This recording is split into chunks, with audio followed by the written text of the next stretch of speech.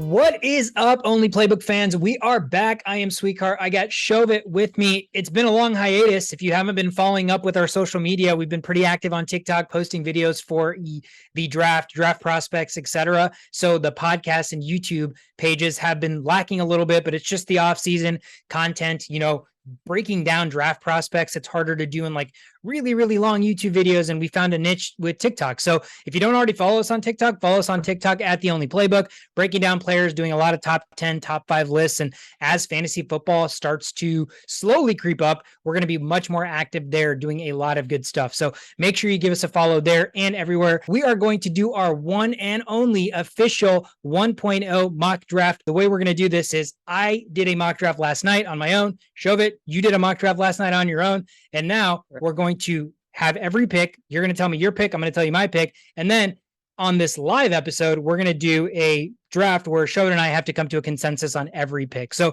we're going to try our best to zoom through these, make sure, the obvious ones are obvious, the hard ones, why we're making these picks. But hopefully this can be fun exercise. And knowing that the draft is only 2 days away, Shovit,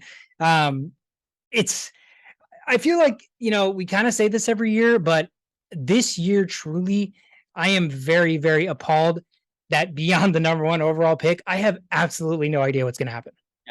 Yeah. I mean, there's so much, I think, weird things that are going to happen during the draft. Trades, trade up, trade down, guys that you think are going to be drafted that don't get drafted as high. Just the spread itself, it's just wild to think about with the whole quarterback situation, where Anthony Richardson's going to go, where Will Levis is going to go. So it's going to be fun. It's going to be a fun draft with a lot of shenanigans happening, I think. Yeah, absolutely. And it's hard when you're doing the mock drafts yourself. Like I spent way more time on this than I should have, and I didn't realize how hard or how much longer it was going to take than it did. Like I went through a mock draft and I texted you. I was like, dude, I'm at the 28th pick and I forgot to throw Tyree Wilson in the first round. And I'm like, how is this happening? And then I did that again, and there was a situation where I was on like the 18th pick, and I think it was CJ Stroud or Will Levis hadn't gotten picked yet. And I'm like, there's no way this is happening. And so I kept having to go back and like restart and like just really, really sit here and think about it. And I think that's what leads me to believe that there's so much up in the air. We'll go through these and each team will go. And I think there's like 5 to 7 players that every team could possibly take. There's probably a better chance of getting March Madness right than this right. Like absolutely. With the trades and the picks and how the teams are going to react with different players getting picked earlier before them. I mean, there's so many ways it's going to go. Yeah, no, you're absolutely right. I mean, what do they give out? $1 million if you get a perfect bracket? I mean, they should be giving out $1 billion if you get the perfect first round, because I think I was reading something where they had a website that generated all of the prime mocker people, Kuipers, Daniel Jeremiah's, Todd McShay's, and how accurate they were. And I think like the most accurate of the last 20 years was, I believe, like 11 picks right in the first round. And I mean, that's 1/3 of the draft only. So that tells you how hard it is to determine who's going to get picked where, because all this can be smoke. Shovit. We're like, number one. All right, let's kick this off. Bryce Young, minus 2,000 favorite to go number one. I mean, Vegas knows, right? Obviously. So Bryce Young has to be number one. I mean, what are we going to do on Thursday if somehow Bryce Young is not the number one pick? I mean, then the draft is completely upside down. So everything goes out the drain after Bryce Young does not get picked, which I find it very, very hard to believe that Bryce Young will not be a Carolina Panther after Thursday. But yeah, betting odds, right? Those are the biggest things I look at. And it's not like he's just a little bit of a favorite. I mean, I think most recently he's minus 2,000 to go number one. So usually Vegas is not that drastically wrong. We were watching the draft last year and we looked at the odds and we saw how much Trayvon Walker jumped, I think, the day of the draft, and he ended up going number one. And there was no smoke about him going number one the day before that. So I think this Bryce Young hype is real. I think he's going to go number one. I think he's the best quarterback on the board. I think, again, the only flaw that everybody talks about is his size. If you can look past his size, there's very few weaknesses, in my opinion, to his game. Is there anything that you saw in Bryce Young that would not lead you to believe that he should be the top player? No, I mean, outside of his size, I guess that would be the only thing. But like his playmaking abilities, the fact that he holds onto the ball, has his eyes on the downfield, being able to make those passes even when the defensive line is coming at him. I think that those are going to translate into the NFL, into the next level. So for me, looking at the competition and, Anthony Richardson, CJ Stroud, Will Levis, I think that, Bryce Young just shines. He's just on another level compared to those guys, in my opinion, as of right now in the tapes that I've seen.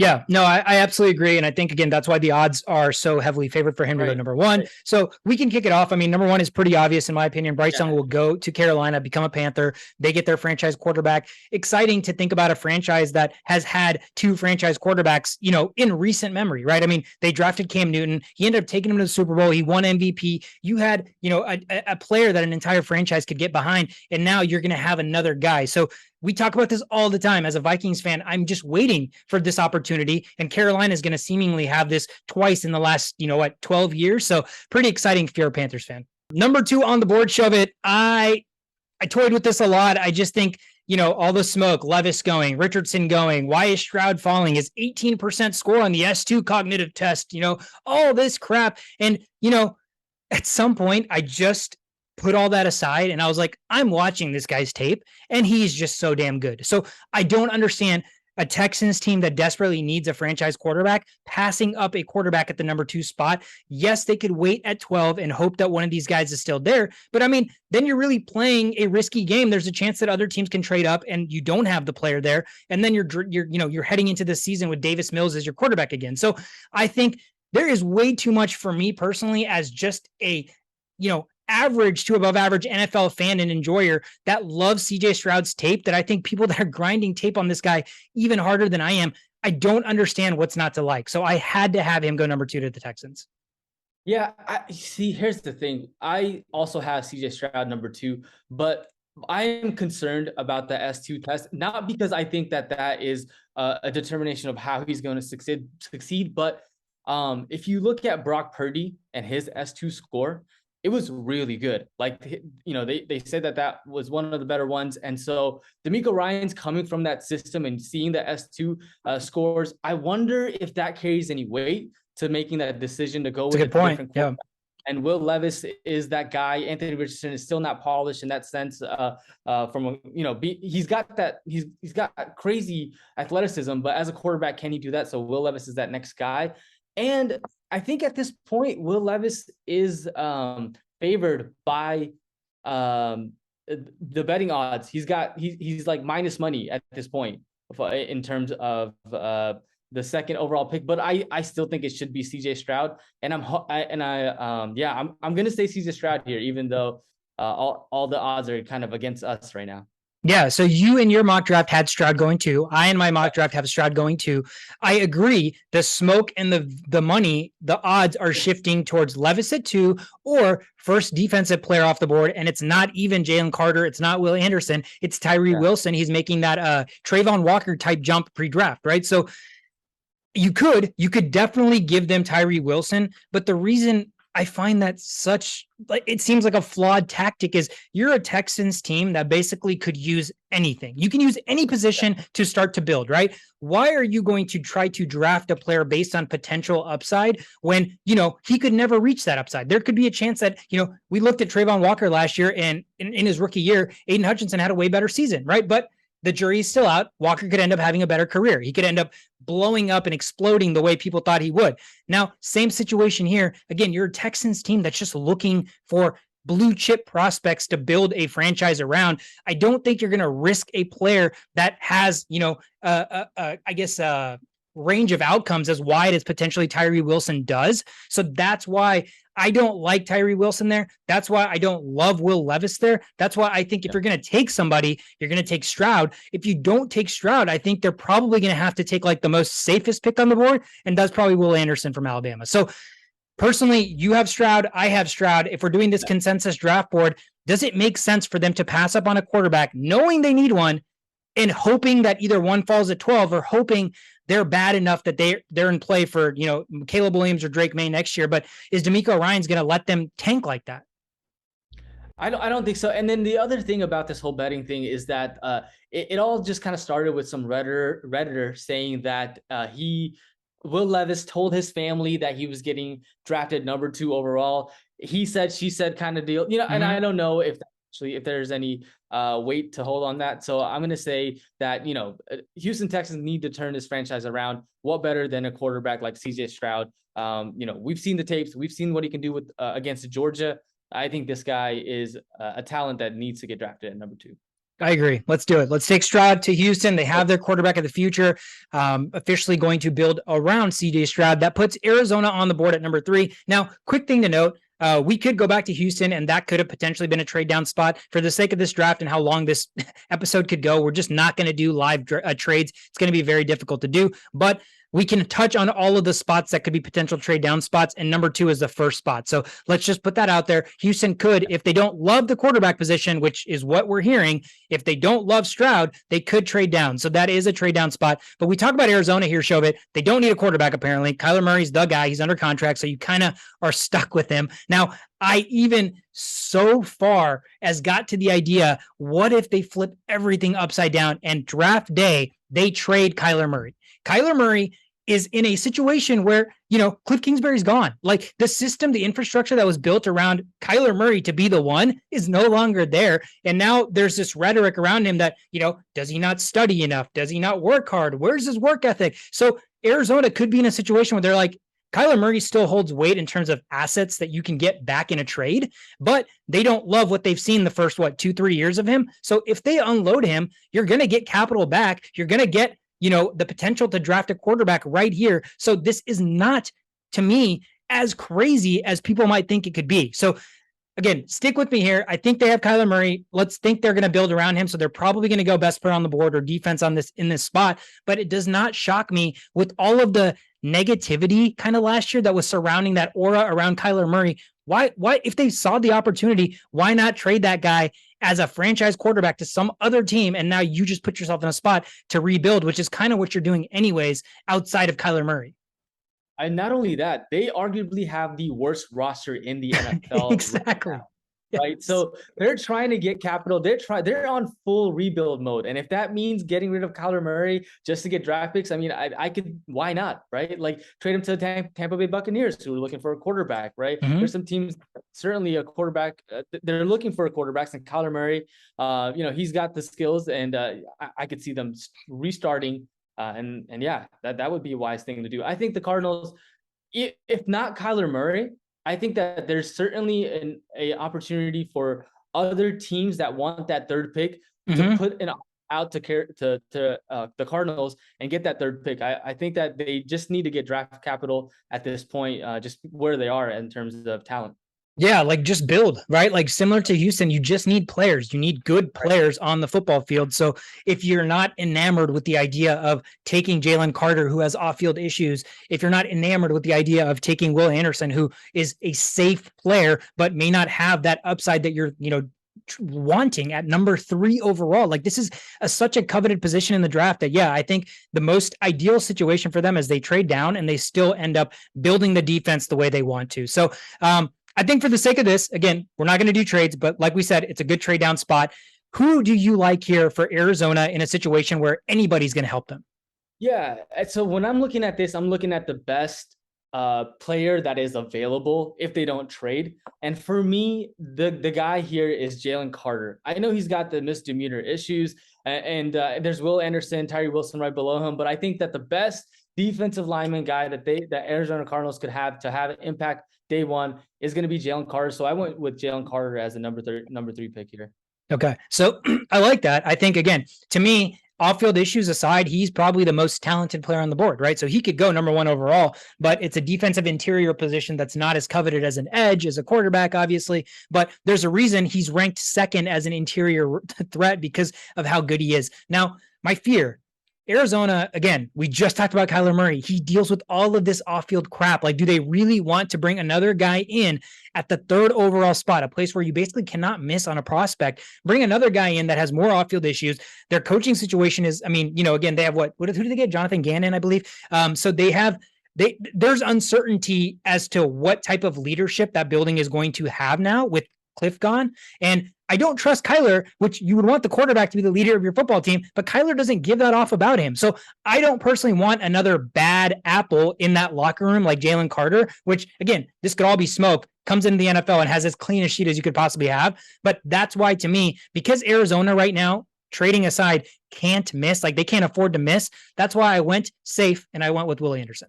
So I think you went with the best player on the board, which I agree with you completely. It's Jalen Carter. I went with they just can't afford to miss and they can't afford more off-field crap. So let's get somebody who is going to for sure be good enough. And that's Will Anderson.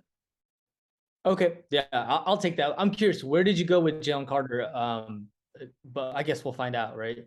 Yeah. So he didn't go very far. So number 4 is in Indianapolis. Talk to me about who you had for Indianapolis. Yeah, so for me, Indianapolis I think that they really wanted CJ Stroud. And I think that they, that was what their goal was going into this draft. But because the Houston Texans in my mock draft drafted CJ Stroud, I went with a defensive position here. And so Jalen Carter was the guy who I had the Cardinals picking up. And so I think that the best defensive position that was available for the Colts at this time would be Will Anderson. But in this case, since Will Anderson is not there, I think Jalen Carter is a guy that they will probably go with if he's available, if he doesn't get picked up by the Cardinals. Yep. So again, similar situation here. This is just going to be about the Jalen Carter slide because we're just waiting on a situation where you trust the team, you trust the coach, you trust the infrastructure. They've had history of success with bringing in guys that have similar situations. And so, it's a risk. It's an absolute risk. And again, I'm looking at a franchise that I don't personally buy into wanting to take that risk on a defensive player that could, end up not panning out, especially when this is a team that has a really, really nice young running back in Jonathan Taylor. They have a really, really nice young running back or a receiver in Michael Pittman Jr. All they're really needing is that quarterback, right? So this is another team that's quarterback hungry. I think, again, in a situation where unless they're going to roll out Matt Ryan again, which did he get cut? Like, is he even on the team anymore? He got cut, right? Yeah. So they need a quarterback. So they can't leave this draft personally, in my opinion, without a quarterback either, unless they have some sort of trade worked out for a quarterback who's going to come in and start for them. So I gave them Will Levis. Now, I personally would have given them Anthony Richardson, but the smoke and everything that I'm hearing, all of the mockosphere and everything that's talking about why Will Levis is climbing, I buy it. I think he is, again, we're going to look at like the Darnolds. We're going to look at the Blake Bortles. We're going to look at the Blaine Gabberts. All of these guys that came into the NFL as prototypical NFL players, right? Like prototypical quarterbacks. He's got the size. He's got the arm. Like it's just, he's got to put all this together. That's what Will Levis reminds me of. I think, like you said, the ideal scenario for the Colts, trade up to 2 to get Stroud, or somehow Houston doesn't take Stroud and Stroud falls in their lap. That's best case scenario. But because that doesn't happen here, I give them Will Levis. I think Chris Ballard is going to be more inclined to me to get Will Levis than he is going to be to get a project like Anthony Richardson. So I gave them Will Levis in my mock draft. He is still on the board here. They do need a quarterback. Do you think a team that needs a quarterback, they're going to go with the Jalen Carter here, best player on the board, or do you think they're going to take that swing at quarterback? I'll let you make the decision.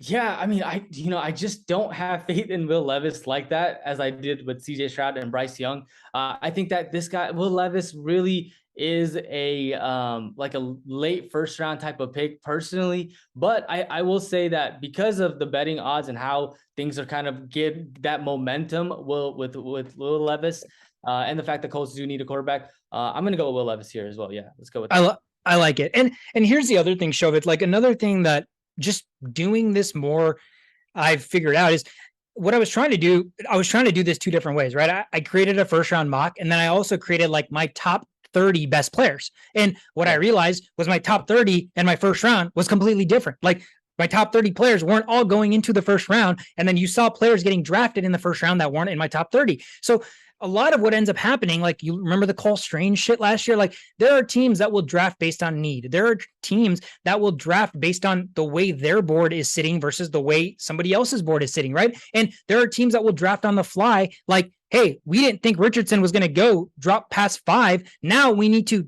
draft on the fly, make a trade up, figure out a situation that we can get this guy. So there's so many scenarios that this could play out. You look at Seattle at number 5, and this is it for me. Pete Carroll, Like if there's going to be a guy that's going to be able to do it, the first guy on this list, because I think Man Campbell can also do it, but the first guy that the test is, can he do it? It's Pete Carroll. I mean, Pete Carroll's done it. Michael Bennett was another defensive lineman that had off the field issues, and he ended up being a great player. Brandon Browner, the corner safety that had off the field issues. So Pete Carroll himself has a history of bringing in guys that have this and being able to figure it out. Again, he's the best player on the board. He is a position of need for them too on the interior. So I think it makes a whole heck of a lot of sense for Seattle here. And and they have another first round pick, right? So it's almost like one of these picks, they're kind of playing with house money. So you can afford to take a risk on what could be the best player in the draft. Yeah. So in a situation where I had a mock draft where Will Levis was drafted by the Colts, I think that 100% Jalen Carter is the guy I'm going with. I mean, the like I said, the best defensive talent on this prospect list that can be drafted. But I had Tyree Wilson just for the fact that they need an edge rusher, but he's just but the fact that Jalen Carter had already been picked up by the Cardinals. So I think you're right. I think that if there's a team that can make Jalen Carter kind of come into, I don't know, get into the mindset of a professional and stop with the misdemeanors and all this nonsense off-field stuff, it's Pete Carroll and the Seahawks. So yeah, I like that pick too. Seahawks, Jalen Carter to the Seahawks. It makes sense to me as well. Perfect. Let's lock it in, man. Let's lock it in. Number 6, Detroit and Man Campbell are on the board. Man Campbell needs some help. I had Man Campbell taking Devin Witherspoon. He is my number 1 cornerback on the board. He's very interchangeable with people who like Christian Gonzalez, so I have no qualms with anybody who prefers one over the other. I just think they both play really, really good types of cornerback, and I think either guy is going to be lucky to fall into either of these situations, because you're looking at, I think, 2 teams back to back that are going to need cornerbacks. So personally, the way my board shakes up is I have Witherspoon to the Lions at 6, and I have Gonzalez to the Raiders at 7. Yeah, I have Witherspoon to the Lions as well. They went out and got CJ Gardner Johnson and Emmanuel Mosley, but they're all signed in the 1-year contract. They traded Jeff Okudah, so they certainly need a cornerback that's his caliber as Devon Witherspoon. I don't think he's the best cornerback in this draft, by the way. I do think it's Gonzalez, but they play 2 different positions, right?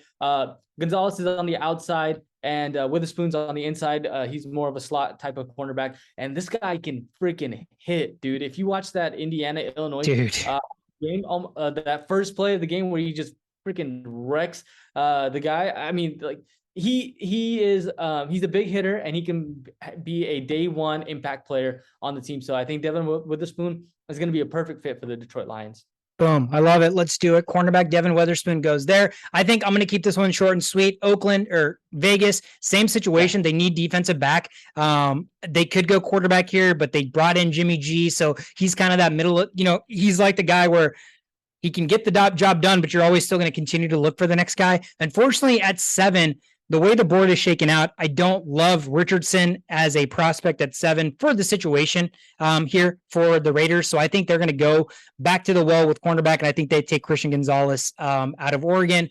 Moves like a gazelle. I think you're going to see that everywhere you watch, whatever person you listen to talk, the way Christian Gonzalez moves is that of a gazelle. It's just so silky smooth. He's fast. He's long. He's got great arms. It's everything you look for in a defensive back. So I love him at number 7.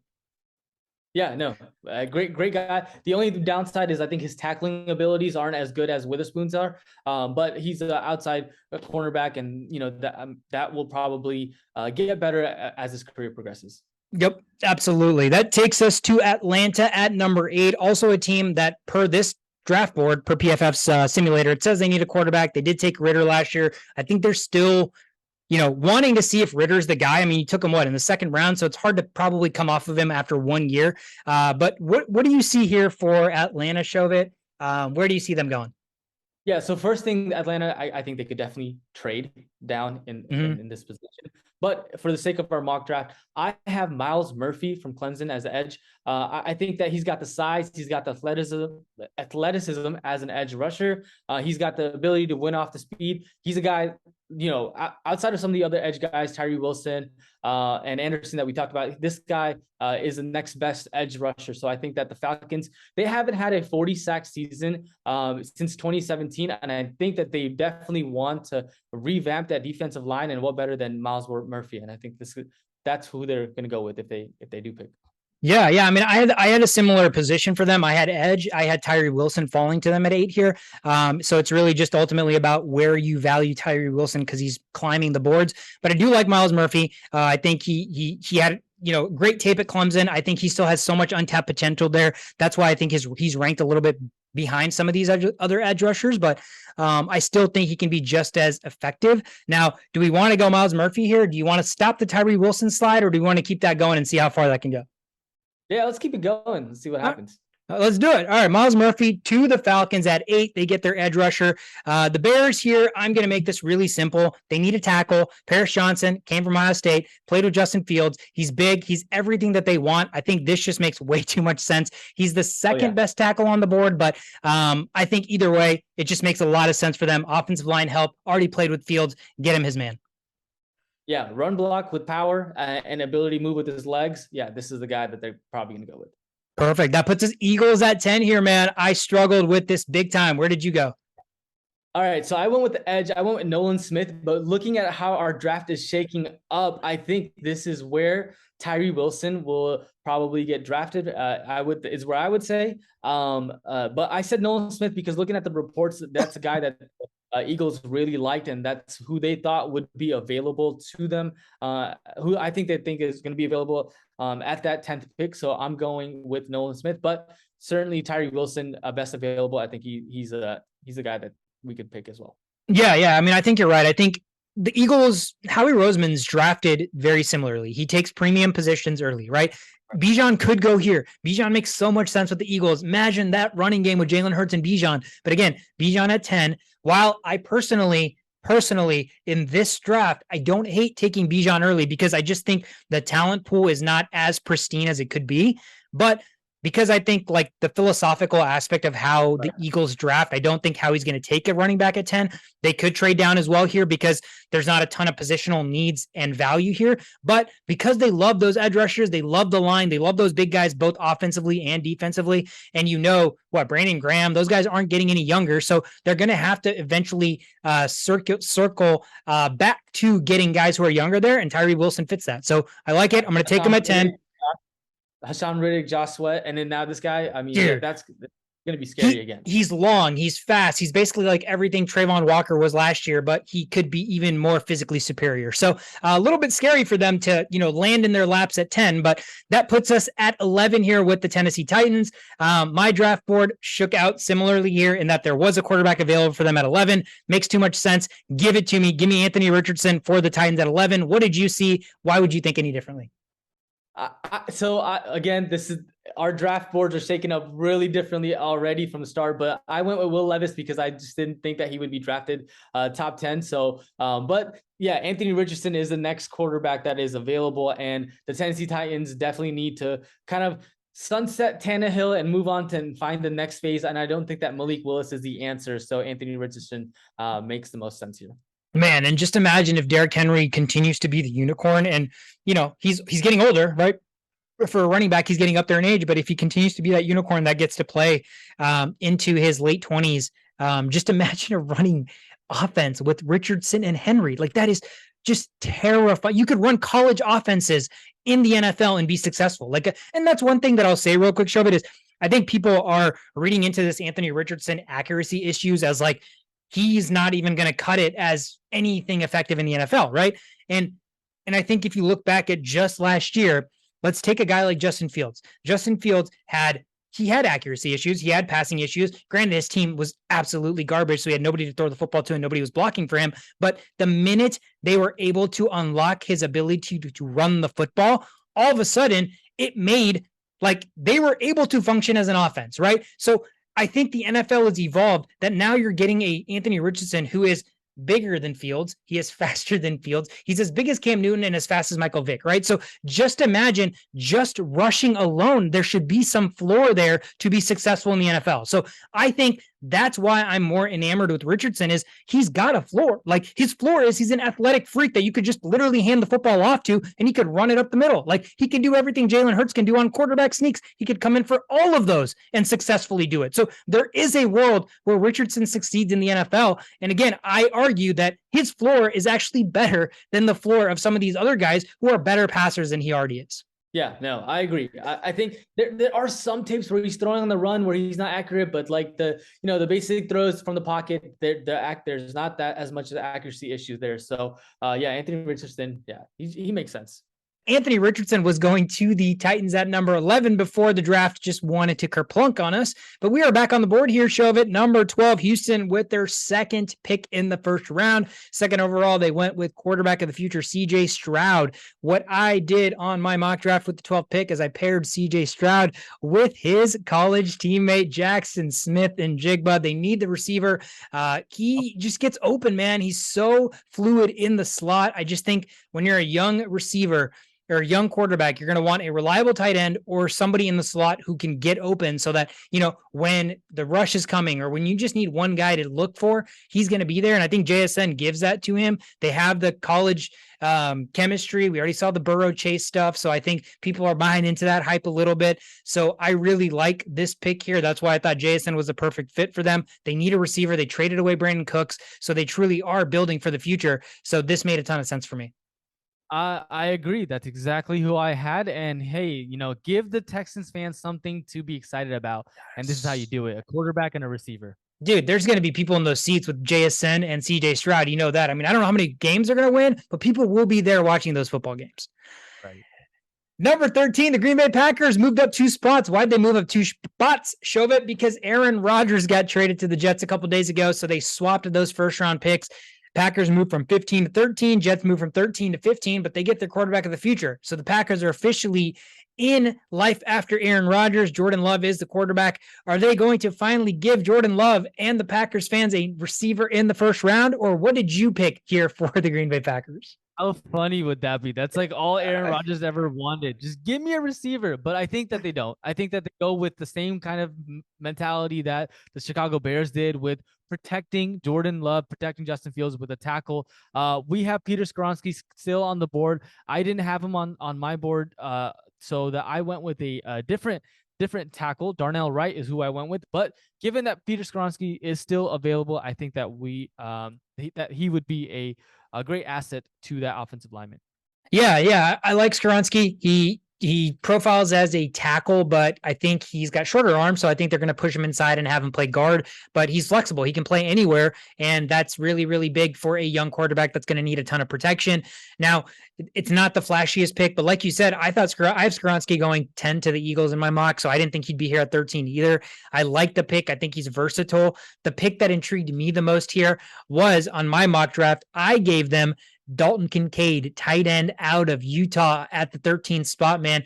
This guy is, he's probably the most gifted tight end in this class just from a offensive standpoint. I think there's other tight ends that are more complete that can do everything, but Kincaid is basically like a receiver. He's like a Gesicki type, but he's better. I think he could potentially go top 10, even if a team really loves tight end. I mean, the year Hawkinson went top 10, I don't think he was expected to go top 10. And I think this guy could be a better prospect than Hawkinson was coming out of college. So I really like Kincaid. I think that would be really cool for Jordan Love, a young quarterback who has receivers that are still uncertain, right? Like Aaron Rodgers is a veteran, so he doesn't need receivers to make him better, but Love is going to need guys that he can rely on. And Romeo Doubs, Christian Watson, like all those guys don't scream as, hey, man, trust me, rely on me right now. They're all young. So I think they need somebody that they can rely on. Kincaid would be that at the tight end position. But I'm with you. If the board shakes out this way and Skoronski's there, he's just so versatile. And I think he's the best offensive lineman in the draft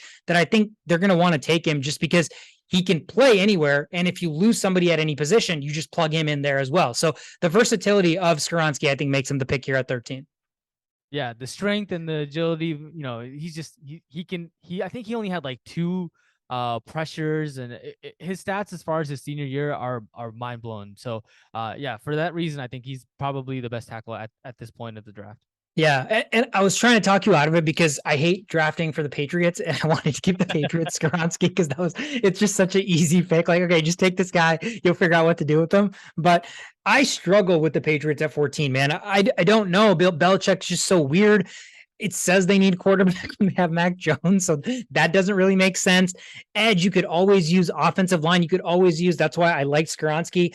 In my personal mock draft, I actually ended up giving them Brian Branch, safety out of Alabama. The reason I did that is I like Brian Branch as a safety and a nickel corner. So I think he also has the versatility in a defense run by the Patriots. A lot of times they want those secondary players to be able to move and play different spots, out of spots, etc. And I think Branch gives them that flexibility. So I liked Brian Branch here, but I also didn't mind potentially giving them an offensive lineman. I even started to think about like they wouldn't do it because it's Belichick, but they love to run the football. And Bijan's sitting there at 14. Like, man, that would take some pressure off of Mac Jones, right? Just turn around and hand the ball off to Bijan. Like, there are opportunities here. I mean, wouldn't Mac Jones love a tight end as big as good as Dalton Kincaid? He would, right? So there are opportunities here to go. Nolan Smith's a great edge. They could go corner with Deontay Banks because, they don't really have anybody at cornerback. There's nobody you fall in love with. They lost JC Jackson last offseason. So there's a lot of ways to go here. I personally went with Brian Branch. The way this board currently shakes out, I don't hate Nolan Smith there. I think he's good. He's prototypical. I think he's got a lot of untapped potential. He fits potentially what like a Belichick type defense would want to do. So I don't hate Nolan Smith there. Do you lean anybody with what's available? Yeah, no, I think you and me, we have the same thought process of thinking like defensive backs is probably where they're going to go with. But I had Christian Gonzalez, and he's long gone now. And you had Branch safety. So I think that the other option would be Darnell Wright. Yeah. And he would be the tackle to go out and get.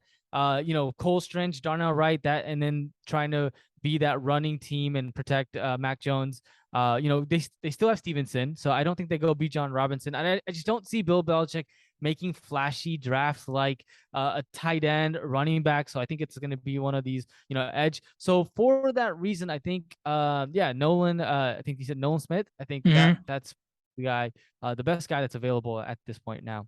Yeah. I like Nolan Smith at edge.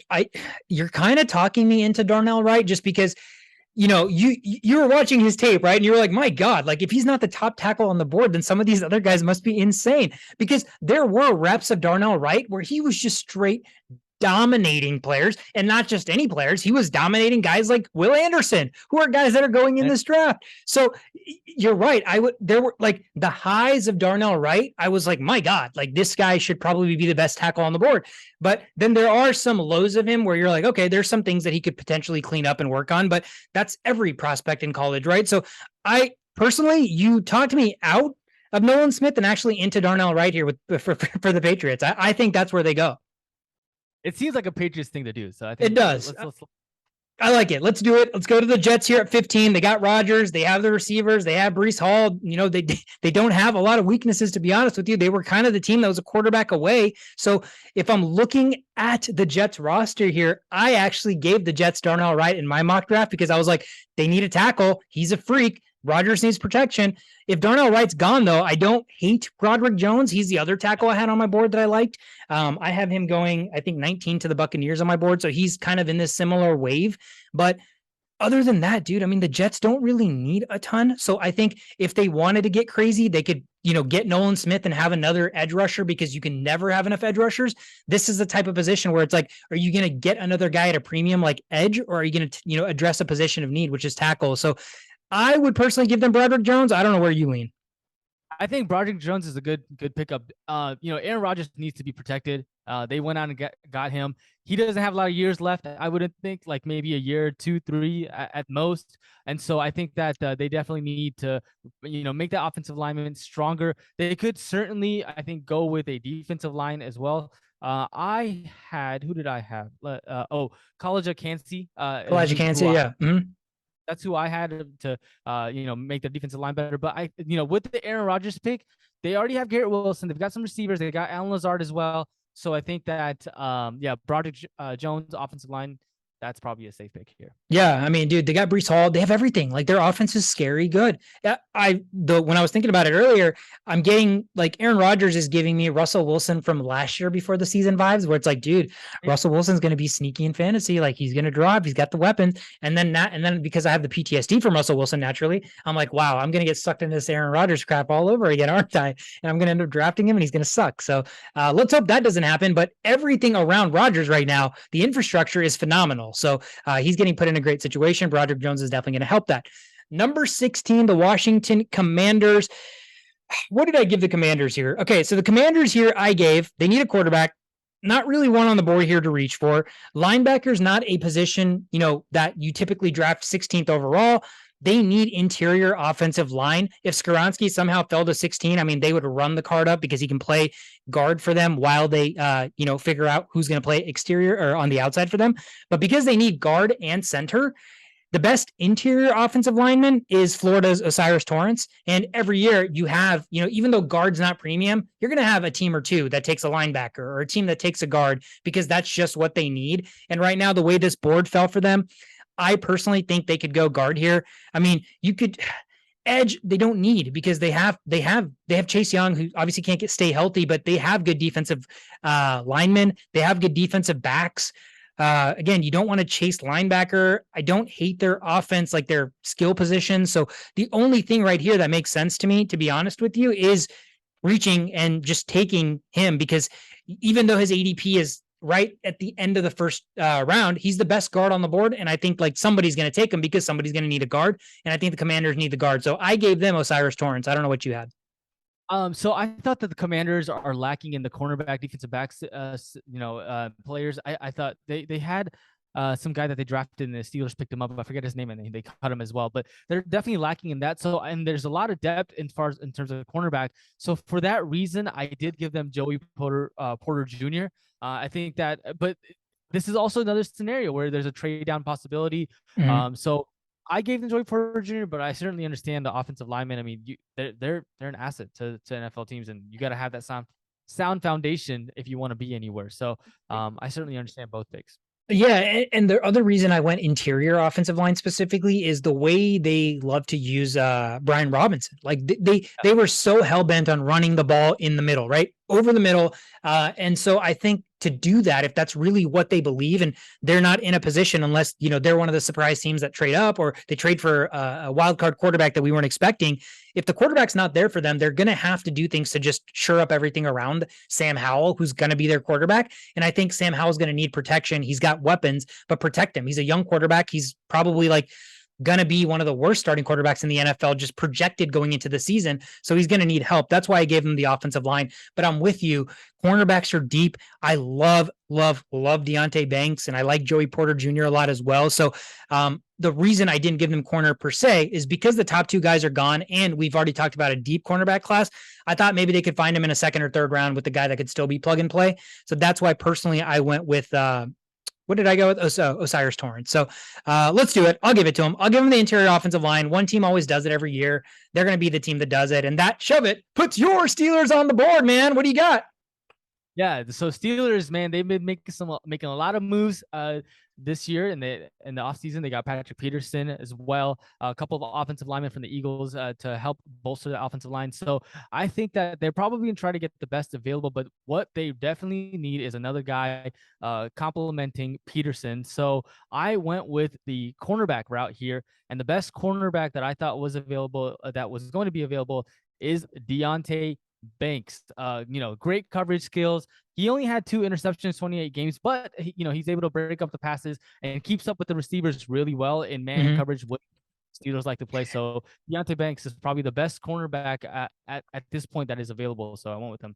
Joey Porter Jr. just makes too much sense because of he is. He's like the obvious mock just because of the Joey Porter connection. But you're right, dude. If not for Christian Gonzalez and Devin Witherspoon, people could talk me into Deontay Banks being like as good as they are. I just think, again, it's a deep class and you're seeing the separation of cornerbacks, but I wanted Deontay Banks for the Vikings at 23 because like you said, the biggest thing that I saw on his tape is he's so glued to the hip of these receivers. Like these receivers are not getting much separation on him at all. So it's like, if he's not getting interceptions, that's fine, but he's so close to the receiver that he's always in a good position to break up the play or make a play on the football. And I think, dude, college cornerbacks, like either you're there or you're just not anywhere near where you're supposed to be, right? And this guy just always seems to be exactly where he needs to be. Like he's glued to the hip of these guys. And so I know the talent level for receivers in the NFL is going to get better, but man, I think Banks is only going to get better too. So as much as Porter makes sense, I think Banks is a better football player. So I will give you Banks. I will give you Banks. So that puts the Lions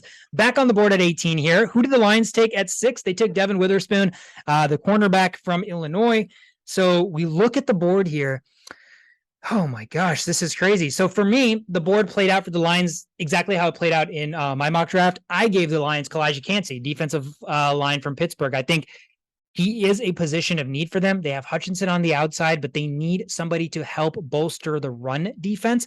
And I think Kalijah Kancey, although he is a little bit raw, to me, he's probably got the potential to be the best defensive interior in the draft. So I think, it's a risk, but again, you're a team that has 2 first-round picks. You already basically got a blue chip guy like Devin Witherspoon, and you don't have a ton of other positional needs. So I think Kalijah Kancey, even if he doesn't become like a 3-down, 3 technique or a defensive line, he can still be a rotational piece, but the plays he's on the field, he's going to be a fucking beast. So I love Kalijah Kancey. Man Campbell, it just seems like it fits so well for what he's trying to do on the defense. So I think Kalijah Kancey at 18 is exactly what Detroit would do. Yeah, he was already gone from my boards with the Jets picking up Kalijah Kancey, but I think that, yeah, absolutely, he fits with the scheme with the Detroit Lions. I also was toying with the idea that maybe they go receiver here, like Jordan Addison. Given the whole suspension thing, Jordan, what's his name? Jameson Williams, yeah. Williamson's going to be out for 6 games, and then having Amon-Ra St. Brown, Jameson Williamson when he comes back, and then Jordan Addison as the number 2, one of the guys can play slot, something like that. I was kind of intrigued with that idea, but given that Kalijah Kancey is available, I think that makes sense. The Lions defensive line, not so great. I mean, Aiden Hutchinson's there. Now they just need to get that interior line to be better, and I think that this makes sense as well. Yeah. I was with you too. I wanted to fit a wide receiver in there, but because I think having going 3 deep and having 3 good wide receivers just going to help Jared Goff that much more, right? So I wanted to do it too.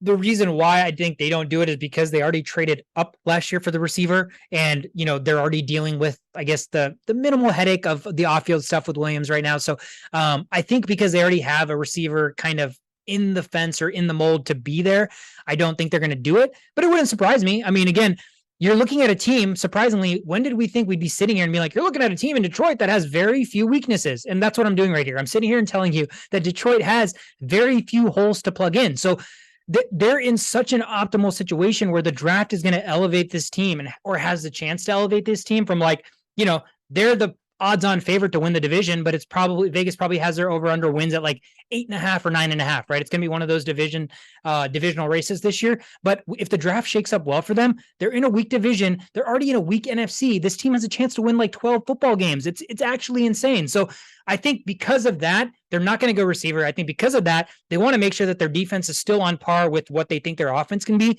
And I think Kalijah Kancey is the move. So as long as you're on par with it, we're going to do it. We're going to give him Kalijah Kancey. I've been saying Jameson Williams. What's Dude, wrong with me? You know why? Jameson Williamson is literally a person we know in real life. He went to high school with us. He played baseball, shortstop. I played with him. That's why that name is so confusing. Jameson Williams is the receiver. Jameson Williams' son is the shortstop that we went to high school with. So I kept doing that too. And I'm like, why do I keep doing that? Who the hell is Williamson? But that's the connection.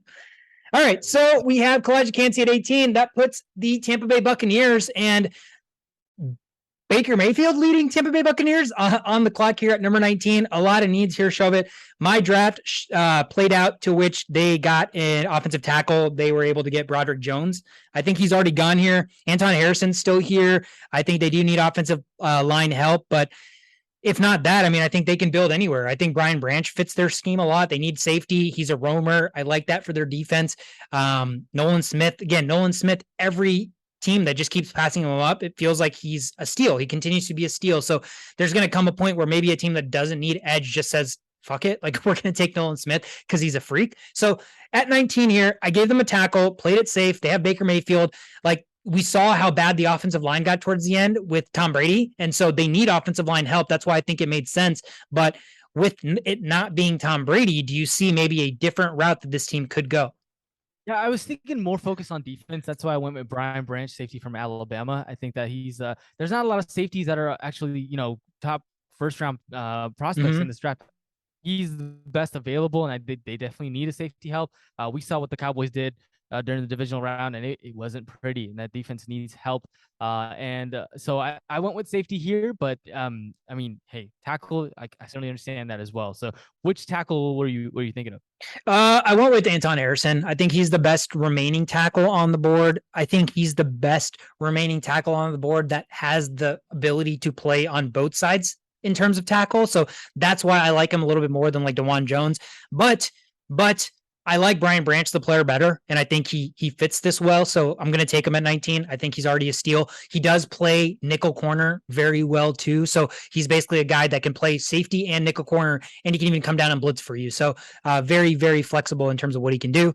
That puts the Seahawks back on the clock. They went with the Jalen Carter fall earlier with the 5th overall pick. So they've arguably already got the best football player in the draft. Now at 20, they still need interior offensive line help, and basically they can go best player available. There's not really a ton. I mean, the defense needs to get fixed. So if I'm leaning which way, like, I still continue to build the defense personally. But what did you have for Seattle here at 20?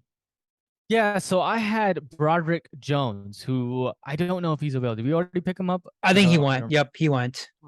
So I went with the tackle route. So I think that, for the sake of this mock draft, I mean, the best tackle available to fix that.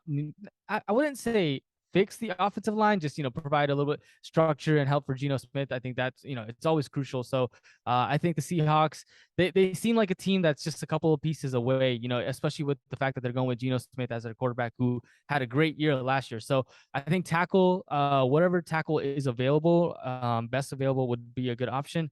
In my opinion. I don't know. What are your thoughts? Yeah. I lean similar. Anton Harrison, because they need interior offensive line help. I don't love Anton Harrison just because I wish there was a tackle who could slide into guard better that was available here. But I think the drop off between him and the next couple of guys are too severe that I don't warrant it being picked as at number 20. That's why I don't hate them just being like, you know what, we got Carter, but now we have an opportunity to get his teammate Nolan Smith and put him literally right next to him. And that's freakishly scary. So I don't hate that. And then I'm also kind of, I don't know. I think, Shovit, that 2 tight ends are going to go in the first round. That's what I think. And I think now that we're sitting at 20, I think Dalton Kincaid personally should have already been drafted. Now, there is an opportunity for the Seahawks to use a tight end. Is Noah Fant really the guy? Is he? I mean, has he really shown to be the guy? No, not really. Like, he's serviceable, but a lot of tight ends in the NFL are serviceable. So you look at Dalton Kincaid, he could be a mismatch nightmare. You already have an offense around DK Metcalf and Lockett. The reason I like Kincaid because of the board structure right now is my board, I actually gave them a receiver. I said if they could put a third receiver with Lockett and Metcalf, I mean, that offense is scary. At times where Marquise Goodwin was really good last year and he got open, like, their offense was clicking. So I think if they got a number 3 option, whether that's a receiver or a tight end, it could really, really help Geno. So that's why I gave them Jordan Addison. That's why I don't mind giving them Dalton Kincaid here. But offensive line is really, really crucial. So I don't hate the idea of taking Harrison.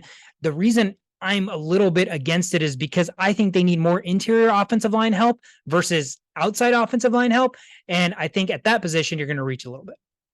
Yeah, I think that, I mean, this is the first round. They can certainly address the, lineman issues in the second and third round as well. Like, there's a whole 7 rounds to kind of figure out all the prospects and who you want to get. So, you want to get the best guy that is available. And if Dalton Kincaid can be that guy that, makes your team that much better, especially with the way the NFL is, passing the ball more often and things like that, I think Dalton Kincaid is an enticing pick here as well too. So yeah, we can lock that one in. Let's do it. Let's have fun with it. Tight end to the Seahawks at 20. They got Dalton Kincaid, another weapon for Geno. Now they're the 3-headed monster. So that makes them scary.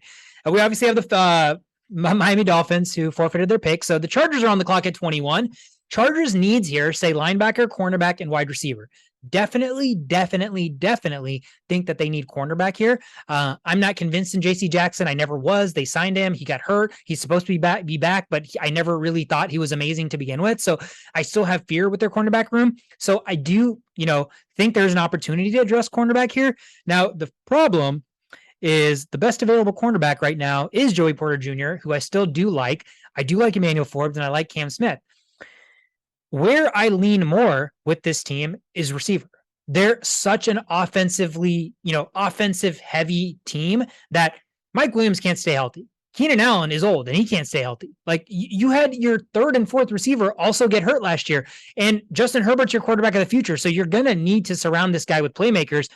There are so many receivers here that you could possibly give this team. It's just about who you think is going to fit their team structure the best. Now, what I personally think that this team needs is I think this team needs speed. I think this team needs a guy that can basically just, run a go route and take the top off this defense because Herbert's got the cannon. And I think that helps open up everything else for all of the other players across the middle. So if I had to pick a player to go to the Chargers at 21, I personally think this is a bit of a reach, but Jalen Hyatt's the biggest speed burner in the draft. I think because receivers are not clear cut, there's not blue chip prospects that are can't miss personally. I think you could see, Tillman or Hyatt or Downs even go in the first round, whereas, where they're projected is not there. So personally, I'm going to get a little bit crazy. I think this team wants speed, somebody that can, run that go route and take the top off the defense. I want to give them Jalen Hyatt out of Tennessee. I don't know what your thoughts are. I'm basically jumping every other receiver on the board. So he would be first receiver off the board. But if you want to talk me out of it, feel free. Yeah, I'm gonna wear my fantasy football, snake draft hat, which really doesn't fully apply, but kind of applies if you just think about it.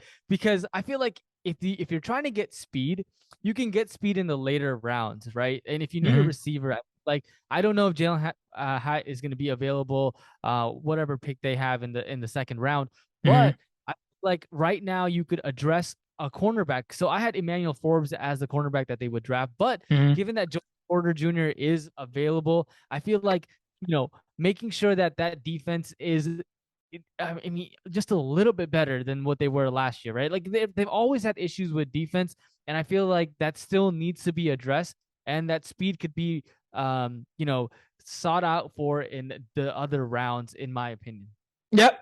You convinced me. I think that, and that brings up a really good point. I was listening to some podcasts, and one of the biggest attributes that gets overdrafted is speed. People love to draft speed. Oh, this guy ran a 4.3. We're taking him. But a lot of times what you see is that when does a player actually utilize the top end of that 4.3 speed, and how often do they actually utilize that? Not very often, right? Unless you're completely broken away and you're just running for your life, you're never going to get to that level of speed to where it doesn't even matter. So the things that receivers and people who are analyzing receivers should be more focused on is 3-cone drill, right? Or shuttle speed. How quickly can they get off the break? How quickly can they break inside, break outside? Things like that are much more important and prevalent to every snap versus how often a 4.3 guy is going to be able to display his 4.3 speed. So you're right. You stopped me. I think they would have reached. They would have probably regretted it. So I do like Joey Porter Jr. there. He's good. He's a good cornerback. They need cornerback. Let's take it. I'm just trying to throw some, pizzazz into the mock draft, because when you do too many of these, eventually you're like, oh, okay, this guy's going here again. Oh, I did this in the 73rd mock I did. So it's fine though. Let's go to the Ravens at 22. Shove it. We're getting to the latter half of this mock draft. They need receiver, they need edge, they need cornerback. So they basically need all of the premium positions. My mock draft gave them Nolan Smith because he fell. And ironically enough, he's right there for them.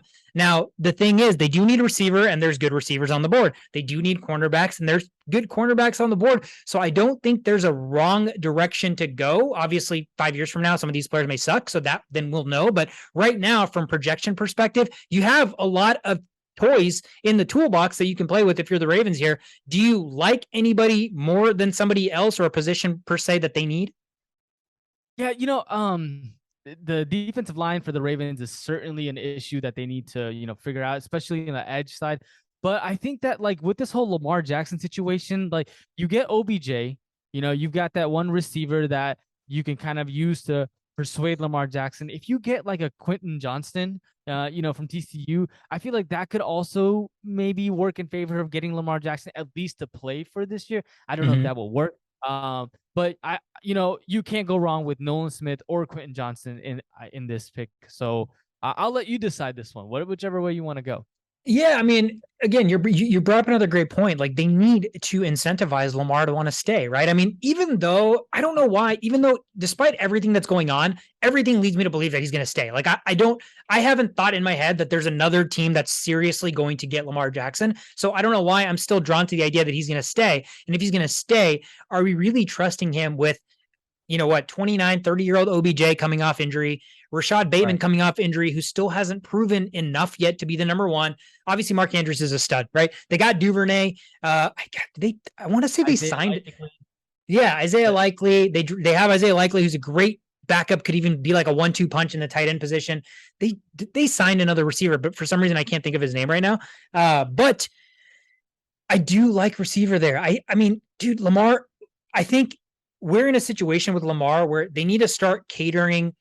You know how they tried to cater the offense to Lamar in the sense that they wanted to make it run heavy, but utilize Lamar's legs more. I think they need to slightly try to shift this into being like, hey, Lamar can pass the football. Let's try to actually orchestrate an offense that's pass centric, but Lamar has the flexibility to use his legs, right? So I think if they shifted that way, it would just make the defenses so much more chaotic and not understand how to defend this team. So I love that. I think if you want to put another receiver or a big bodied receiver, 42-inch vertical, even though he's not necessarily using that to, high point the football, which is something that, I dislike about him, but you just have to believe that a guy with these intangibles or tools, the NFL level, somebody's going to have to teach him how to maximize that, right? I mean, that's what the NFL is about. Like, how do you get college prospects to actually be successful NFL players? These coaches and these training regimens and stuff that they put them through allows them to excel and continue to progress. So if we're to believe that Quentin Johnston's going to be able to excel and like fit into the architecture and mold of his body and stature, then he's going to be fantastic. It's just, we don't know that it's going to play out that way. But for projection based, give me Quentin Johnston. It's going to put another tool for Lamar Jackson to utilize, and it's going to make that offense much more chaotic and fun and crazy. So I am all for it. That puts my Minnesota Vikings on the clock at 23, Shovit. And my favorite player that I've been wanting the Vikings to take is still on the board. Now, I can't figure it out. I want you to talk to me, because my mock draft that I gave them, it played out this way. I gave them Zay Flowers. He's my favorite receiver. He's the guy I want. I want the Vikings to take a receiver in the first round, and it's playing out this way. But I'm worried that it's playing out this way so often, in the sense that why is Zay Flowers continuing to be there at 23 when, again, receivers are all over the place for projections, but I don't know why Zay Flowers is my favorite receiver. And I don't know what you've seen from the receivers you watched, or, if you have any sort of affinity to Zay Flowers, or if I should just, not be so hyped about Zay Flowers, I guess. Yeah, I don't know. I see the thing about the receivers receiving class is like, for me, it's Jordan Addison and JXN, and everyone else is like, oh, okay, yeah, they're good. Hyatt's got the speed and all of that. Not really something that like I'm just too excited about. Like last year was amazing, right? Like Olave. All that. I just don't know if this year's class it's not. Gives you. No, yeah, it's not. For that reason, I don't know if you want to make that, Zay Flowers is that pick. And you also have Jefferson. You guys have, not Thielen, but I forget your Osborne. Yeah. Right. And that's the thing. I mean, we have KJ, you're right. We have Hawkinson. I just think we've been wanting somebody to fit into that number 2 receiver role the last couple of years. And because Thielen's been tapering off because he's been getting older and getting hurt, right? And now that he's not there, KJ hasn't fit into that mold yet. I think we're still offensively centric. Like we want to build this team around Justin Jefferson. So we want to take pressure off of Justin Jefferson. And I think the best way to do that is get another receiver in there that can, help open things up for him. So that's why I personally like Zay Flowers. I think he's quick twitched. What I love about Zay Flowers, the thing that kind of makes me, I don't know, gravitate towards him more so than other receivers, is he's a small receiver, but he wins at the catch point. Like there is nothing that like makes me more hype about a receiver than seeing like a 5'9" guy out jump other defensive backs, right? Because that's the one flaw to your game, or it's supposed to be. You're small, so you can't high point footballs. Well, you have freaking Quentin Johnston at 6'3", 42-inch vertical that doesn't even know how to high point a football. And you have Zay Flowers at what, 5'10", that can high point the football better than like any other receiver in this class. And so I'm like, how? Like, if size is your weakness, but you can high point the football, you don't have a weakness. So, and the other reason I love receiver for the Vikings is you're asked to come in and not be the guy. Like, how much less pressure is it to come into an offensive system and be like, you're already playing next to the best receiver in football. You just have to be like average and you're going to be good. I think every receiver could excel in that situation. So, as much as I don't love some of the receivers, I think if the Vikings ended up with Addison or Quentin Johnston or somebody else, you're playing next to the best receiver in football. So it's automatically creating mismatches for you. And I think, man, one-on-one, Zay Flowers running routes, like there's nobody they're not going to stop him. So I love Zay Flowers. He's my favorite receiver in a receiving class where it was hard to find receivers who stood out on tape. Zay Flowers was one of the few that did. And I think that's why. Let's do it. Let's lock it in. Let's go, Zay Flowers to the Vikings at 23. That puts the Jags on the board at 24. The Jags need interior offensive line. They need edge. They need defensive back. For me, it was Myles Murphy. That's who I gave them. He fell on the board. I think we already drafted Murphy because you liked him in the top 10, but I think that flips it to where Nolan Smith at 24 should be an absolute steal for a team that needs edge. That would be my pick. I don't know if you have thoughts there.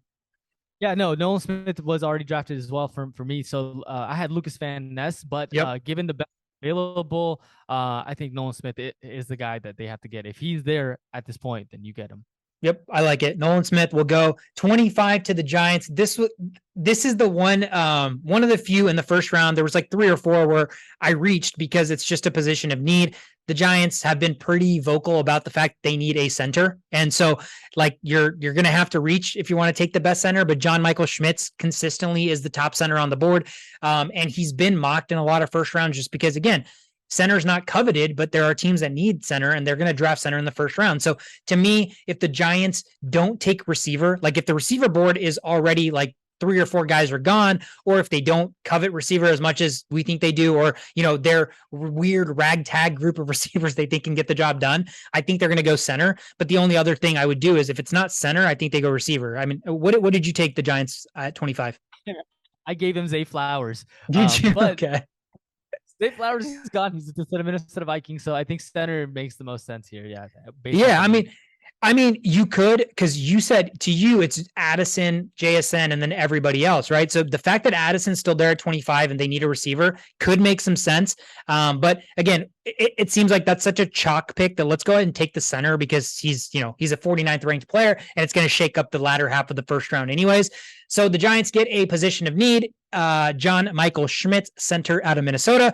That takes the Cowboys to 26. And obviously the board falls exactly the way the Dallas Cowboys wanted to, exactly the way I expected it to, exactly the way somehow my mock draft fell to. Bijan Robinson's there at 26. They lost Zeke. Pollard's coming off the injury. I mean, Michael Mayer's the other guy that if Bijan wasn't there, I think they would take him also because no Dalton Schultz. But with both of those guys on the board, I think it is an absolute no-brainer. I mean, Jerry Jones is probably running up to the podium. It's not even anybody else. Jerry Jones is running up to the podium and selecting Bijan Robinson. Right. No, it just makes the most sense. And Bijan Robinson was also, he fell on my mock draft and he's going to Dallas. So yeah, yeah, definitely. Yeah. And he's from Texas. Like it makes too much sense that it's probably not going to happen, but for our mock, it just worked out perfectly. Buffalo Bills at 27 on the clock. Defensive interior, linebacker, and cornerback is what it says that their needs are. I went with the linebacker here. This is my first linebacker off the board.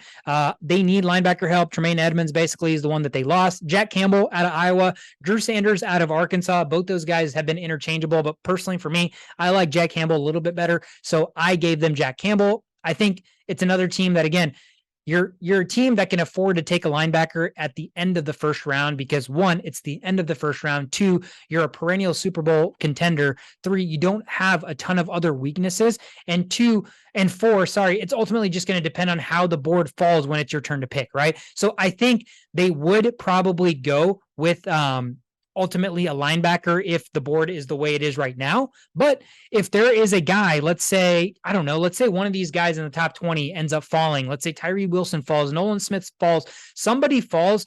to the Bills. Like, let's say Bijan's there at 27. I'm not convinced that they wouldn't take Bijan at 27. Okay, so for me, the same kind of thought process that you had with the Minnesota Vikings, I think that they need another receiver as well. And for me, I had Josh Downs from North Carolina on here as far as the guy that gets drafted. But given that Jordan Addison is there, Yeah, I mean, Stephon Diggs and Jordan Addison, like, you know, I don't know. God, I drafted this guy in fantasy and I forget his name. But Gabe Davis. Gabe Davis, yes. Gabe Davis, I mean, he's got the speed and he's got the vertical threat and all that, but I think Jordan Addison provides that, a little bit of interior, like 20, 30 yards, 10 to 20 yards, that kind of, in the slant routes and things like that. That threat that I think that they definitely need. They need someone else outside of Diggs as well to be someone, a threat to that offense. So I think Jordan Addison would be a really good pick for them here. Yeah, if Addison falls to 27 in this board, which he very well could, I think it's a great take for them.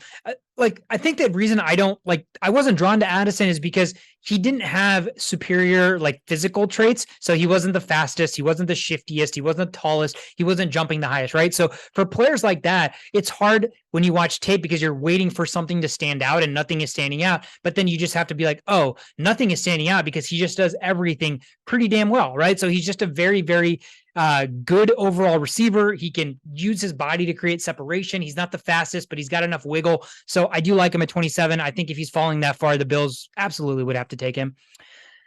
Number 28 for the Bengals fell the way I wanted it to. Michael Mayer, the tight end out of Notre Dame. They lost Hayden Hurst. They need a pass catcher. It's Joe Burrow. Mayer, to me, is Jason Witten 2.0. He just basically uses his leverage to get open. He knows how to find soft spots in the zone. He's not the fastest, but it does not matter when he has hands of glue and he knows exactly how to attack the opening in the field with the zone. So I think Michael Mayer makes too much sense for the Bengals at 28.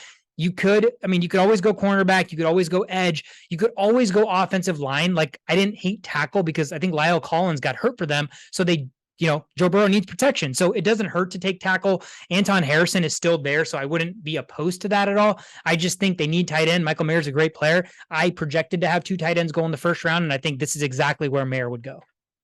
Yeah, I had Dalton Kincaid going here, but given that he's already gone, Michael Mayer, I don't even know if Michael Mayer or Dalton Kincaid, 1 or 2, if you can really clear cut, say that this guy is better than the other guys. So Michael Mayer is the best tight end available, and it just makes sense for the Bengals to pick him up. I mean, just look at what I can't think of names right now. The Kansas City Chiefs tight end. Kelsey. Kelsey. I can't even say I don't even remember Kelsey's name. Look what Kelsey did to the Bengals, right? They've got to have PTSD for that. And they're like, we want to do that too. Yeah, we need that. They need that. They need a version of that. And Mayer, Kincaid, this is the draft where you can find a tight end that could possibly be that for you. And the fact that they lost Hurst, it's a position of need. I just think they're going to draft. Saints at 29, another interesting spot where it was kind of tough for me. I found myself oftentimes just going best player available. They need interior offensive line. They need cornerback help. They need anybody on the defensive line. So what I found myself doing here is giving them best player available and basically Lucas Van Ness. He's a good edge rusher. He continues to fall on some of these boards just because he's a little bit more raw. Didn't have as much tape as some of these other guys, but I think he's still going to be incredibly productive. Similar to similar to the way that edge fell. Who did the Chiefs drafted an edge last year? He fell. Yes, George Karlaftis. Thank you. Yes, similar to the way George Karlaftis fell. Lucas Van Ness, similar player. I think at 29, they're going to absolutely take him. I like Will McDonald as well. To me, those guys are interchangeable. It's just going to be about what does Dennis Allen prefer? So I think they could go either or there. Forbes, I do also like. I think I've hit my threshold with cornerbacks who I'd personally take in the first round. Cam Smith is the other guy that kind of sits maybe on the border, but I think at 29, I would personally go Van Ness. I don't know what you had the Saints taken. I had them taking Osiris Torrance, who's already gone. I think he would best case perfect interior, yeah. He would not be available, and he's not available in our mock draft. So for that reason, yeah, Lucas Van Ness, I think he's a great addition to that team. Let's do it. That puts the Eagles back on the clock at 30, and the Eagles have already taken Tyree Wilson at 10, so they've addressed an edge rusher. They could still go interior offensive line. Anton Harrison is still available as a tackle for them. They could go edge. They could go cornerback. I mean, the board's pretty wide open for Philly here. They could even trade down. We talked about the receivers. They have an opportunity to get like a Josh Downs to play third fiddle. They could have, they could go down and get some of those speedsters like Jalen Hyatt and stuff. So for the Eagles right now at 30, when they've already coveted a first round pick, like it's a house money situation. So like, where do you go? I gave them another receiver, and in my board, somehow Quentin Johnston fell to 30. So I thought at that spot, like, dude, you're playing next to AJ Brown and Devontae Smith. Like with your size, you have to be able to do something, right? Like you're insanely gifted. So I think that made a lot of sense. He's not on the board here. There are some receivers on the board, some corners, some tackles, but where did you see Philly going with the second pick? Yeah, so I had Brian Breesty, defensive line. I do like him. I do think that tackle is also a good position for them. They did lose their one of the offensive linemen as well. So I forget who's the best one available. Harrison, right now. yeah. And I think he would be a good pick for them as well. I mean, for me, the receiving route is picking a receiver in the first round. It's a little bit tough just because you already have Devontae Smith, you have AJ Brown, and going with that other guy, like I don't even know if they would utilize him like that. So for me, receiver is a little bit more tough than like a tackle offensive lineman. Yeah, let's do it. Let's give him Anton Harrison. I like that. Never have enough too much. You can never have enough offensive line help. All right, that brings us to the last pick on the board. The Kansas City Chiefs are picking at 31. Per PFF, they need wide receivers and defensive linemen, but my mock draft did end up actually having Brian Breesy at 31, and that's why I gave them. I think he is a perfect fit. I think they have Karlaftis on the outside. He can slide in and play the inside for them. And I think ultimately he's a guy that has a lot of untapped potential with Clemson. He was just playing around a lot of other really good players. So I like Breesy there. It's interesting to see as the last pick of the first round, though, like you have options. I mean, you could technically reach if you wanted to, because it's a situation where it's not like the Chiefs are going to come back around and trade up. So, they have probably like 15, 20 guys here where you have a guy that fell to you that ultimately you probably didn't think was going to be there. And then you have guys that you're going to reach for because your second pick, they're not going to be there again. So this is really pretty up in the air for the Chiefs, Chauvin. I gave them Brian Breesy. Who did you give the Chiefs with the final pick? So I gave them Felix Anudike Uzoma. So yeah, Kansas State edge. Yes. Yep. I gave him an edge rusher. Yeah, like you said, compliment Karlaftis, but I can see them also going receiver here too. Every year they've been they give Patrick Mahomes what he wants, like Sky Moore last year. Juju's on that team. So I just feel like a receiver is definitely possible. Like try to get Gibbs or any of those guys that are available right now. So, I like Brian Breesy too. I had him for the Philadelphia Eagles. That makes sense. I don't think you can go wrong with either one of those two guys. Breesy. Yeah. Yeah. So it's an interesting spot. I mean, again, you can go another edge. Like you said, you could literally give them Gibbs. I mean, yes, I know they have Pacheco in the 7th round and they had Clyde Edwards-Helaire, but man, dude, Jamar Gibbs is like, he's basically Alvin Kamara. So like, just imagine Alvin Kamara with a Kansas City Chiefs offense. I mean, that's scary. That seems really, really scary. Like he's basically an upgraded Jerick McKinnon, right? So, I mean, that's an option there. I think it's pretty wide open what the Kansas City Chiefs could do. Man, I'm trying to think if there's a guy that just really, I mean, he's so stupid, but how crazy would it be if they just, because they haven't had like as much luck with a lot of these receivers working out, right? So what if they're like, you know what, this year we're going to run a lot of 2 tight end sets. We're going to have Travis Kelce on one end, and we are going to take 6'7", absolute mammoth of a freak, Darnell Washington from Georgia, to play our other tight end position. I mean, could you imagine? Just imagine those tight ends. How are you stopping that? It worked for the Patriots, right? Like that Gronk and Aaron Hernandez. Remember when that was like, yes, they were stellar players. So yeah, I mean, that would be scary. That would Kelce's 32 now. So like, it's not like he's getting any younger. Like at some point you're looking at a possible heir apparent, but man, if you find a tight end that's as big and freakishly gifted as like Darnell Washington, and you're just pairing him as a complement to a Kelce, like the sky's the limit. So I think I'm interested to see where the Chiefs go. for the sake of this draft and we're ending it, let's just get crazy with it. I like Darnell Washington at 31. If you have any qualms with it, I won't do it. But if you don't, we're going to give them that freak and see what that offense can do with him. Yep. Lock it in. Darnell Washington as the final pick of the first round. That'd be a record of like 3 tight ends going in the first round. Has that ever happened? Like, I'm curious, dude. now. I mean, we'll have to go back and check. I mean, I'm sure 2 tight ends for sure has. I bet 3 has. Maybe not like often, but I'm sure it has. But let's go back and check. But this is the way the first round shakes up for us, Shovet, in our NFL mock draft 1.0 for the only playbook. You and I came to a consensus on these picks. The way it shakes out is, probably not even going to be 40% accurate, 30% accurate. So it's all just a fun exercise, just pure speculation. I am so excited for Thursday. I've been itching. It cannot get here soon enough. I want to leave kind of with final thoughts. Obviously, the podcast fans know you're a Steelers fan. In an the most ideal scenario you could possibly think of, right? Like the best case scenario for the Pittsburgh Steelers, who do they come away with in the first round? The best scenario. They can trade up. The best scenario for the Steelers is to trade up and get Devon Witherspoon. I mean, that guy, he fits the mold of the Steelers, being able to hit hard and like just that tenacity. He's got that edge, bro. Yes, I just love. He's so feisty and like that. The play personality is something that you're like, man, I just want to root for you because you're just so like, Yeah. So if the Falcons if he's still on the board and the Falcons are looking to trade down, I mean, that would be the best case scenario for the Steelers.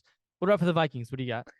For the Vikings, it's pretty obvious. The Vikings, to me personally, the best case scenario, because I don't think trading up to number 1 is realistic. Like, it's just not. Bryce Young is the best case scenario, but that's not. I don't think that's a realistic scenario. To me, the best case realistic scenario is somehow CJ Stroud becomes a Minnesota Viking, because this cognitive test, right? Like there's rumors, there's smoke screens, what's real and what's not, I don't know. But if there are teams that are taking this cognitive test a lot more seriously than what we anticipated them to, then yes, there is a realistic chance that he falls. And I think if he is not drafted as a top 10 pick, then every team that needs a quarterback outside of the top 10 should be trying to trade up to like 10, 11, 12, similar to where like Fields went last year. That spot right there, somebody needs to take a risk and draft CJ Stroud, because I don't think he should fall out of the top 10. I don't even think he should be like 3rd. I think he should go the way it's going right now. I think he should be the Texans quarterback. But if that's not the way it plays out, in my ideal scenario, the Vikings somehow trade up and land CJ Stroud. Wow. That would be insane. But I think in that scenario, if they traded up to land CJ Stroud is like the one of 2 quarterbacks probably that isn't expected to sit for a year. So I think in that scenario, you're probably looking at a world where, they find a trade suitor for Kirk, which probably is going to be the 49ers. So I think if Stroud is a realistic scenario for the Vikings, it's because they found a trade suitor for Kirk and Stroud is going to start year 1. Yeah, I mean, and then when a guy falls and you're able to pick him up, I feel like there's a little bit more like, like the Aaron Rodgers effect, right? He felt like 24 or something like that. Like he's got more to play for, more to prove. Like this S2 test, like, they don't mean shit. Like it doesn't mean shit. And it just came. It's such a new test. There's not enough data to like what it's done is it doesn't determine who's going to be successful, but what it's proven so far is the people that have scored very poorly are not successful. So like it has proven that everybody that scored poorly has yet to be a successful NFL quarterback. So the jury is out on that. So it's like an uphill battle for Stroud from that regard. But dude, we're watching football, right? So like at some point I have to put the S2 cognitive test aside and just trust my own ability to like watch football and watch tape. And Stroud is phenomenal. So like if I'm wrong, if in a year from now, Stroud's like the biggest bust we've ever seen, I will gladly eat my words and be like, man, I could not believe how more wrong I was on him. But there's very few prospects that I'm just like, I don't understand why people aren't obsessed with this guy like I am. And that's how I feel about CJ Stroud. And honestly, it could be like some, conspiracy, some teams that are trying to get Stroud, like just putting some shit out there just to make his stock go down a little bit more. I'm sure there's a lot of shady stuff that happens. Oh, yeah. Absolutely. It's fucking NFL, man. Shady galore. So, I mean, that's it. That's the draft. That's the only playbook mock draft 1.0. We're only doing one of these because it's just way too much, man. It gets way too stressful. It's too much, too many players, too many variables, outcomes, scenarios. Obviously, there's a 0% chance that this is how it's going to shake out because there is going to be trades that transpire in the first round. But we're excited. We hope you enjoyed it. If you're watching on YouTube, hit the subscribe button, hit the like button, tell your friends, spread the word. Follow us on all of our social media platform, Instagram, TikTok, Twitter. TikTok's been crazy recently. We've just been a lot more active with the off season. So at The Only Playbook. And if you're listening to us on any place you can get podcasts at. So please leave a review on Apple. That helps us. If you leave a review on Spotify, that helps us as well. But we love all the interaction. The off season has been fantastic. The draft is 2 days away. We are so ecstatic. We'll be back to record an episode next week for recapping the draft. So we will be talking all about the draft next week. I'm Sweetcar. That's Shovit. We're The Only Playbook. Thank you guys so much for tuning in. Have a great day. We'll see you guys next week.